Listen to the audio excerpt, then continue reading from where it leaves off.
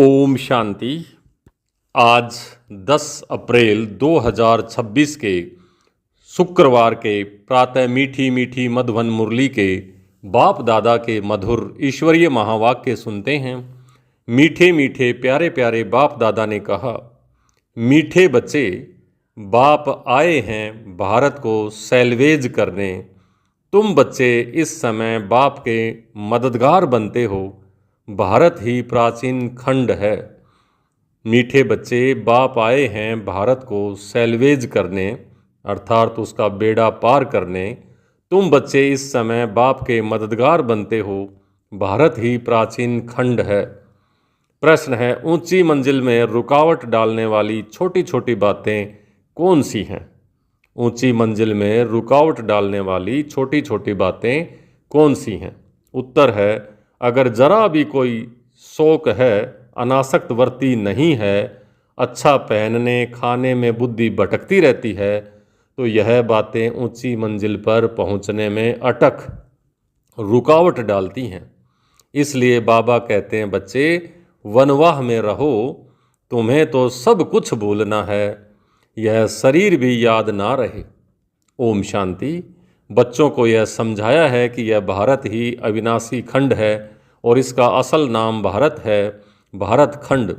हिंदुस्तान नाम तो बाद में पड़ा है। भारत को कहा जाता है स्पिरिचुअल खंड। यह प्राचीन खंड है। नई दुनिया में जब भारत खंड था तो और कोई खंड थे नहीं। मुख्य है ही इस्लामी, बौद्धि और क्रिश्चियन। अभी तो बहुत खंड हो गए हैं। भारत अविनाशी खंड है, उसको ही स्वर्ग, हेवन कहते हैं। नई दुनिया में नया खंड एक भारत ही है। नई दुनिया रचने वाला है परम पिता परमात्मा, स्वर्ग का रचयिता, हेवनली गॉड फादर। भारतवासी जानते हैं कि यह भारत अविनाशी खंड है। भारत स्वर्ग था। जब कोई मरता है तो कहते हैं स्वर्ग पधारा। समझते हैं स्वर्ग वहाँ ऊपर में है। दिलवाड़ा मंदिर में भी बैकुंठ के चित्र छत में दिखाए हैं।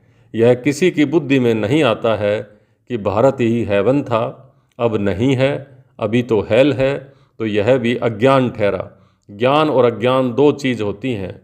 ज्ञान को कहा जाता है दिन, अज्ञान को रात। घोर सोजरा और घोर अंधियारा कहा जाता है। सोजरा माना राइज, उत्थान, अंधियारा माना फाल, पतन। मनुष्य सूर्य का फाल देखने के लिए सनसेट पर जाते हैं। अब वह तो है हद की बात। इसके लिए कहा जाता है ब्रह्मा का दिन, ब्रह्मा की रात। अब ब्रह्मा तो है प्रजापिता, तो जरूर प्रजा का पिता हुआ। ज्ञान अंजन सतगुरु दिया तो अज्ञान अंधेर विनाश। यह बात दुनिया में कोई भी नहीं समझते। यह है नई दुनिया के लिए नई नॉलेज। हेवन के लिए हेवनली गॉड फादर को नॉलेज चाहिए। गाते भी हैं फादर इज नॉलेजफुल, तो टीचर हो गया। फादर को कहा ही जाता है पतित पावन, और कोई को पतित पावन कह नहीं सकते। श्री कृष्ण को भी नहीं कह सकते। फादर तो सबका एक ही है। श्री कृष्ण तो सबका फादर है नहीं। वह तो जब बड़ा हो, शादी करे, तब एक दो बच्चे का बाप बनेगा। राधे कृष्ण को प्रिंस प्रिंसेस कहा जाता है। कभी स्वयंवर भी हुआ होगा। शादी के बाद ही माँ बाप बन सकते हैं ना। उनको कभी कोई वर्ल्ड गॉड फादर तो कह नहीं सकते। वर्ल्ड गॉड फादर, विश्व पिता, सिर्फ एक ही निराकार बाप को ही कहा जाता है। Great great grandfather Shiv Baba को नहीं, इस ब्रह्मा को great great grandfather Prajapita Brahma कहते हैं। उनसे बिरादरी निकलती है। वह इनकॉर्पोरियल गॉड फादर निराकार आत्माओं का बाप है। तो निराकारी आत्माएं जब यहाँ शरीर में हैं, तब भक्ति मार्ग में पुकारती हैं। यह सब तुम अब नई बातें सुनते हो। यथार्थ रीति कोई भी शास्त्र में ये बातें हैं नहीं। बाप कहते हैं मैं सम्मुख बैठ तुम बच्चों को समझाता हूँ, फिर यह ज्ञान सारा गुम हो जाता है। फिर जब बाप आए तब तो आकर यथार्थ ज्ञान सुनाए। बच्चों को इस सम्मुख समझाकर वर्षा देते हैं, फिर बाद में शास्त्र बनते हैं। यथार्थ तो बन न सकें, क्योंकि सच की दुनिया ही खत्म हो, झूठ दुनिया, झूठ खंड स्थापित हो जाता है। तो झूठी चीज़ ही होगी, क्योंकि उतरती कला हो जाती है। सच से तो चढ़ती कला होती है ना। भक्ति है रात, अंधियारे में ठोकरें खानी पड़ती हैं। तो माथा टेकते रहते हैं, ऐसा घोर अंधियारा है। मनुष्यों को तो कुछ भी पता नहीं रहता है, दर दर धक्के खाते रहते हैं। इस सूर्य का भी राइज और फॉल होता है, जो बच्चे जाकर देखते हैं। अब तो तुम बच्चों को ज्ञान सूर्य का उदय होना देखना है, राइज ऑफ भारत और डाउन ऑफ भारत। तो भारत ऐसे डूबता है और ऐसे सूर्य को भी दिखाते हैं, ऐसे सूर्य सनसेट होता है, सनराइज होता है, दोनों चीज़ें दिखाते हैं। तो सत्यनारायण की कथा में भी है कि भारत का बेड़ा नीचे चला जाता है, फिर बाप आकर उसको सैल्वेज करते हैं, पार लगाते हैं। तुम इस भारत को फिर से सैल्वेज करते हो, यह तुम बच्चे ही जानते हो। तुम निमंत्रण भी देते हो, नव निर्माण प्रदर्शनी भी नाम ठीक है। नई दुनिया कैसे स्थापन होती है उसकी प्रदर्शनी चित्रों द्वारा समझानी दी जाती है, तो वही नाम चला आए तो अच्छा है। नई दुनिया कैसे स्थापन होती है, वह राइज उत्थान कैसे होता है, यह भी तुम दिखाते हो। ज़रूर पुरानी दुनिया का फाल होता है, तब तो दिखाते हैं कि राइज कैसे होता है और फिर ये कलयुगी दुनिया में पतन कैसे। यह भी एक स्टोरी है, राज्य लेना और फिर गंवाना। 5000 वर्ष पहले क्या था, कहेंगे सूर्यवंशियों का राज्य था, उसके बाद चंद्रवंशी राज्य स्थापन हुआ। वह तो 1-2 से राज्य लेते हैं, दिखाते हैं फलाने से राज्य लिया, वह कोई सीढ़ी नहीं समझते। यह तो बाप समझाते हैं कि तुम गोल्डन एज से सिल्वर एज में गए, सीढ़ी उतरे। यह 84 जन्मों की सीढ़ी है, सीढ़ी उतरनी होती है, फिर चढ़नी भी होती है। डाउनफॉल का भी राज समझना होता है। भारत का डाउनफॉल कितना समय और राइज कितना समय, फॉल एंड राइज ऑफ भारतवासी। विचार सागर मंथन करना होता है, मनुष्यों को टेम्पटेशन में कैसे लाएं और फिर निमंत्रण भी देना है। भाइयों और बहनों आकर के समझो, बाप की महिमा तो पहले बतानी है। शिव बाबा की महिमा का एक बोर्ड होना चाहिए, पतित पावन ज्ञान का सागर, पवित्रता सुख शांति का सागर, संपत्ति का सागर, सर्व का सद्गति दाता, जगत पिता, जगत शिक्षक, जगत गुरु शिव बाबा से आकर अपना सूर्यवंशी चंद्रवंशी वर्षा लो, तो मनुष्यों को बाप का पता पड़े।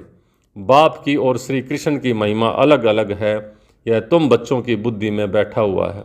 सर्विसेबल बच्चे जो हैं वे सारा दिन दौड़ा दौड़ी करते रहते हैं, अपनी लौकिक सर्विस होते हुए भी छुट्टी लेकर के भी सर्विस में लग जाते हैं। ये है ही ईश्वरीय गवर्नमेंट। खास बच्चियां अगर ऐसी सर्विस में लग जाएं तो बहुत नाम निकाल सकती हैं। सर्विसेबल बच्चों की पालना तो अच्छी रीति होती ही रहती है, क्योंकि शिव बाबा का भंडारा भरपूर है। जिस भंडारे से खाया वह भंडारा भरपूर और काल कंटक सब दूर। तुम हो शिववंशी तो वह रचता है, यह रचना है। बाबुल नाम बहुत मीठा है, शिव साजन भी तो है ना। शिव बाबा की महिमा ही अलग है। निराकार अक्षर लिखने से समझते हैं कि उनका कोई आकार नहीं है। बिलेवड मोस्ट शिव बाबा है, प्यारे से प्यारा अति प्यारा शिव बाबा है। परम प्रिय तो लिखना ही है। इस समय लड़ाई का मैदान उनका भी है तो तुम्हारा भी है। शिव शक्तियाँ नॉन वायलेंस गाई जाती हैं, शिव शक्तियाँ अहिंसक गाई जाती हैं, परंतु चित्रों में देवियों को भी हथियार देकर हिंसा दिखा दी है।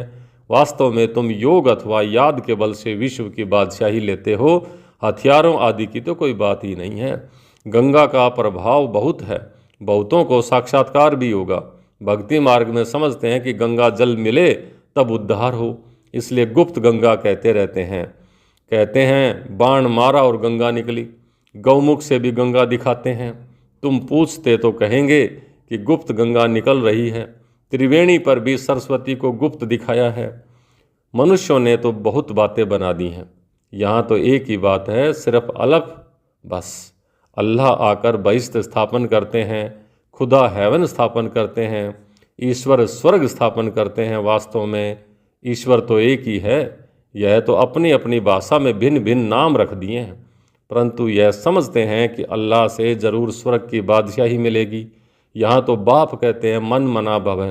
बाप को याद करने से वर्षा ज़रूर याद आएगा। रचता और रचना है ही स्वर्ग। ऐसे थोड़ी कहेंगे कि राम ने नरक रचा। भारतवासियों को यह पता ही नहीं है कि निराकार रचता कौन है। तुम जानते हो कि नरक का रास्ता रावण है, जिसको जलाते हैं। रावण राज्य में भक्ति मार्ग का सैपलिंग कितना बड़ा है। रावण का रूप भी बड़ा भयंकर बनाया है। बोलते भी हैं कि रावण हमारा दुश्मन है। बाप ने अर्थ समझाया है। विस्तार बड़ा है तो रावण का शरीर भी बड़ा बनाते हैं। तो शिव बाबा तो बिंदी है, परंतु चित्र बड़ा बना दिया है, नहीं तो बिंदी की पूजा कैसे हो। पुजारी तो बनना है ना।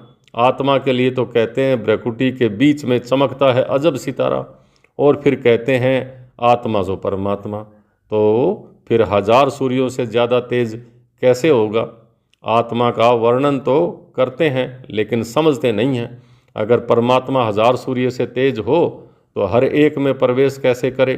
तो कितनी अयथार्थ बातें हैं जो सुन करके क्या मनुष्य बन पड़े हैं। कहते हैं आत्मा सो परमात्मा, तो फिर बाप का रूप भी ऐसा ही होगा ना, परंतु पूजा के लिए बड़ा बनाया है। पत्थर के कितने बड़े बड़े चित्र बनाते हैं, जैसे गुफा में बड़े बड़े पांडव दिखाए हैं। जानते कुछ भी नहीं है। ये है पढ़ाई। धंधा और पढ़ाई अलग अलग है। बाबा पढ़ाते भी हैं और धंधा भी सिखाते हैं। बोर्ड में भी पहले बाप की महिमा लिखी होनी चाहिए। बाप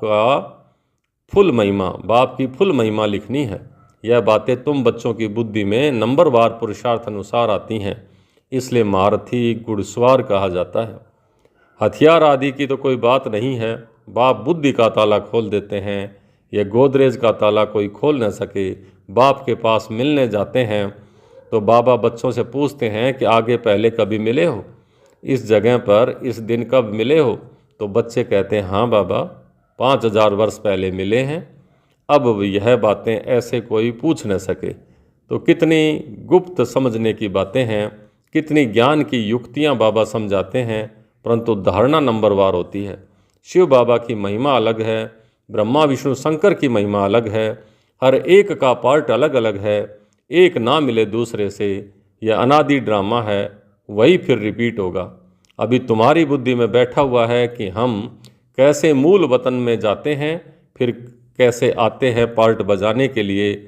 तो जाते हैं वाया सूक्ष्म वतन, आते समय सूक्ष्म वतन का पार्ट नहीं। सूक्ष्म वतन का साक्षात्कार कभी किसी को होता ही नहीं। सूक्ष्म वतन का साक्षात्कार करने के लिए कोई तपस्या नहीं करते हैं, क्योंकि उनको कोई जानते नहीं है। सूक्ष्म वतन का कोई भगत थोड़े ही होगा। सूक्ष्म वतन अभी रचते हैं, वाया सूक्ष्म वतन जाए फिर नई दुनिया में आएंगे। तो इस समय तुम वहाँ आते जाते रहते हो केवल संगम पर। तुम्हारी सगाई हुई है, यह पियर घर है। विष्णु को पिता नहीं कहेंगे, वह है ससुर घर। जब कन्या ससुर घर जाती है तो पुराने कपड़े सब छोड़ कर जाती है। तुम पुरानी दुनिया को ही छोड़ देते हो। तुम्हारे और उनके वनवाह में कितना फर्क है। तुमको भी बहुत अनासक्त रहना चाहिए। दे अभिमान तोड़ना है। ऊंची महंगी साड़ी पहनेंगी तो झट दे अभिमान आएगा। मैं आत्मा हूँ यह भूल जाएंगे। इस समय तुम हो ही वनवाह में। वनवाह और वानप्रस्थ एक ही बात है। शरीर ही छोड़ना है तो साड़ी नहीं छोड़ेंगे क्या। हल्की कम कीमत की साड़ी मिलती है तो दिल ही छोटी हो जाती है कईयों की। इसमें तो खुशी होनी चाहिए। अच्छा हुआ जो हल्का वस्त्र मिला। अच्छी चीज़ को तो संभालना पड़ता है। यह पहने खाने की छोटी छोटी बातें भी ऊंची मंजिल पर पहुंचने में अटक डालती हैं। मंजिल बहुत बड़ी है। कथा में भी सुनाते हैं ना कि पति को कहा यह लाठी भी छोड़ दो, तो बाप कहते हैं यह पुराना कपड़ा पुरानी दुनिया सब खलास होनी है, इसलिए इन सारी दुनिया से बुद्धि योग तोड़ना है। इसको बेहद का संन्यास कहा जाता है। सन्यासियों ने तो हद का संन्यास किया है। अब तो फिर वे अंदर आ गए हैं शहरों में। आगे तो उन्होंने बहुत ताकत थी। उतरने वालों की महिमा क्या हो। उतरने वालों की क्या महिमा हो सकती है। नई नई आत्माएं भी पिछाड़ी तक आती रहती हैं पार्ट बजाने। उनमें क्या ताकत होगी। तुम तो पूरे 84 जन्म लेते हो। यह सब समझने के लिए कितनी अच्छी बुद्धि चाहिए। सर्विसेबल बच्चे सर्विस में उछलते रहेंगे। ज्ञान सागर के बच्चे ऐसे भाषण करें जैसे बाबा उछलता है। इसमें फंक नहीं होना है, नाराज नहीं होना है। अच्छा, मीठे मीठे सिकल दे बच्चों प्रति माता पिता बाप दादा का याद प्यार और गुड मॉर्निंग। रूहानी बाप की रूहानी बच्चों को नमस्ते। हम रूहानी बच्चों की रूहानी बाप दादा को याद प्यार, गुड मॉर्निंग और नमस्ते। नमस्ते मीठे बाबा, बहुत बहुत शुक्रिया आपका। धारणा के लिए मुख्य सार। पहला, बुद्धि से बेहद का संन्यास करना है। वापस घर जाने का समय है, इसलिए पुरानी दुनिया और पुराने शरीर से अनासक्त रहना है। दूसरा, ड्रामा की हर सीन को देखते हुए सदा हर्षित रहना है। आज का वरदान, बाप दादा को अपना साथी समझकर डबल फोर्स से कार्य करने वाले सहज योगी भव। बाप दादा को अपना साथी समझकर डबल फोर्स से कार्य करने वाले सहज योगी भव। कोई भी कार्य करते बाप दादा को अपना साथी बना लो तो डबल फोर्स से कार्य होगा और स्मृति भी बहुत सहज रहेगी, क्योंकि जो सदा साथ रहता है उसकी याद स्वतः बनी रहती है। तो ऐसे साथी रहने से वह बुद्धि द्वारा निरंतर सत का संग करने से सहज योगी बन जाएंगे और पावरफुल संग होने के कारण हर कर्तव्य में आपका डबल फोर्स होगा, डबल ताकत रहेगी, जिससे हर कार्य में सफलता की अनुभूति होगी। आज का स्लोगन, महारथी वह है जो कभी माया के प्रभाव में परवश न हो। महारथी वह है जो कभी माया के प्रभाव में परवश न हो। ये अव्यक्त इशारे। महान बनने के लिए मधुरता और नम्रता का गुण धारण करो। मधुरता ही ब्राह्मण जीवन की महानता है। जहाँ मधुरता है वहाँ पवित्रता है। बिना पवित्रता के मधुरता आ नहीं सकती।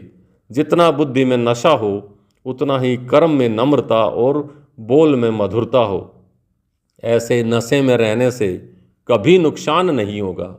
सिद्धि को पाने वाले स्वयं को नम्रचित, निर्माण, हर बात में अपने आप को गुण ग्राहक और मधुरता संपन्न बनाएंगे। अच्छा, ओम शांति।